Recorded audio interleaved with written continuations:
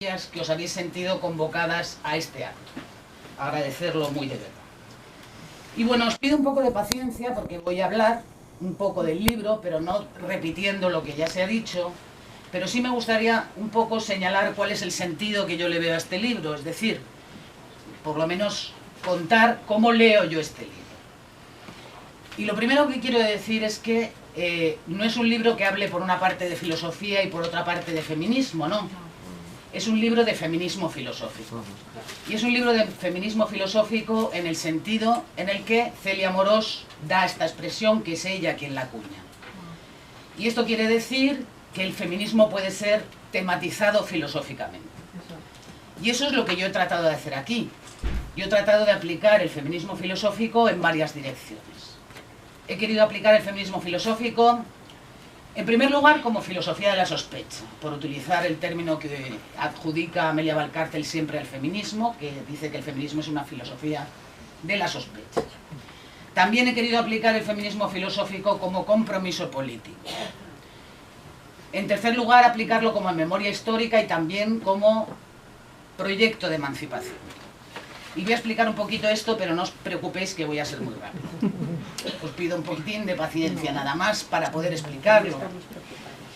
El feminismo filosófico como filosofía de la sospecha lo he aplicado en los 4 primeros capítulos.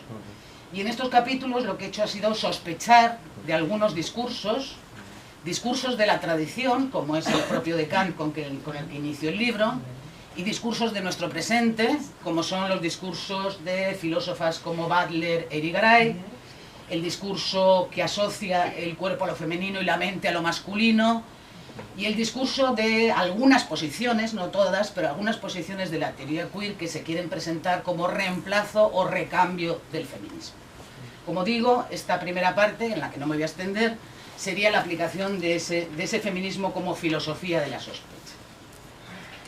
En un segundo momento he entendido el feminismo filosófico como compromiso político, porque creo que tenemos que seguir pensando y actuando sobre cuestiones que nos urgen y nos comprometen. Y nos urgen y nos comprometen porque como mujeres se nos va literalmente la vida en ellas.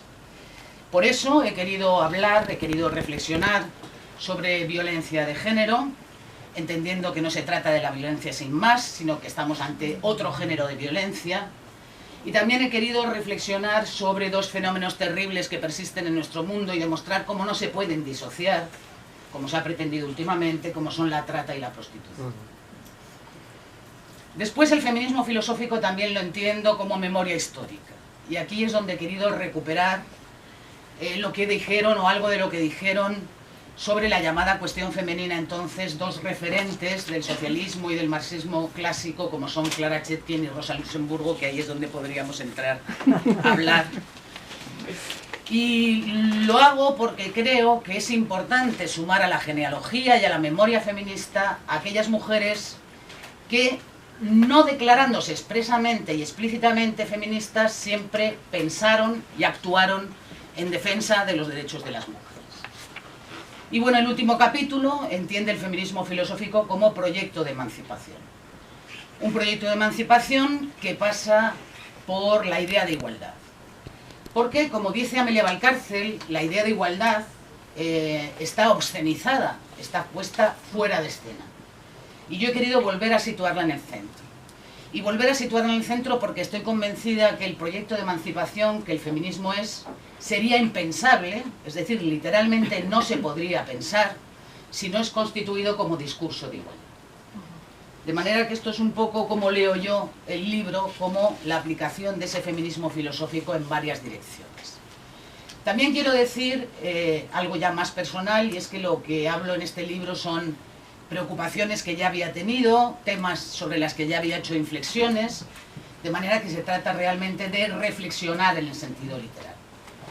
Pero no son reflexiones que yo considere meramente teóricas o abstractas, sino que son reflexiones que puedo decir que marcan toda mi praxis ética, política e incluso personal.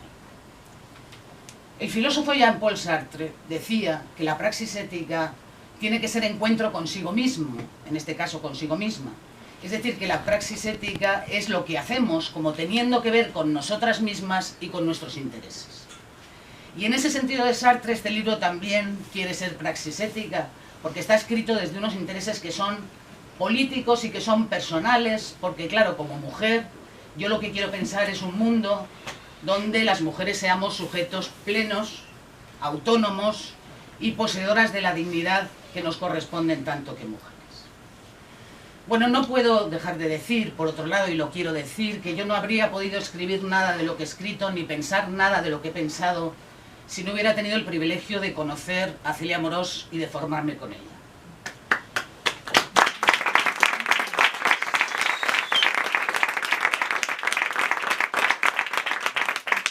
Cuando yo conocí a Celia Amorós, a finales de los años 80, yo ya estaba a punto de leer la tesis y andaba, os digo, sin rumbo, desnortada, y no encontraba ningún sentido a mi trabajo filosófico.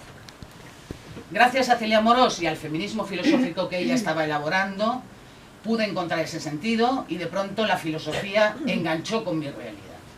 De manera que pude, de alguna manera, sentir que podía unir teoría y praxis. Además, conocer a Celia Amorós me permitió conocer a otras muchas compañeras dentro del recorrido de la teoría y de la praxis feministas, que estaban en aquel seminario de feminismo e ilustración al que ha aludido Rosa, me parece, como eran la propia Rosa, Soledad y otras personas que están aquí hoy como Ana de Miguel. Y estas compañeras han influido de manera decisiva en mi pensamiento y en mi praxis política. Decir también que este libro no es ajeno a las clases de feminismo y de teoría feminista que vengo impartiendo y he tenido el privilegio de impartir desde el año 1997, porque el intercambio con tantas alumnas, que algunas están aquí hoy, y con algunos alumnos, pues me ha hecho siempre replantearme constantemente las cosas y arriesgarme también a hacerme nuevas preguntas.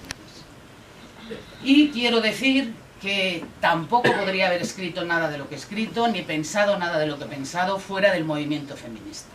Es decir, fuera de sus anhelos y de sus reivindicaciones, y que ahí es donde están realmente mis señas de identidad. Bueno, todo lo que digo me lleva al principio, que es al capítulo de los agradecimientos, porque por lo que vengo diciendo se verá que este libro es, ante todo, un acto de agradecimiento. Pero también quiere ser un acto de afirmación.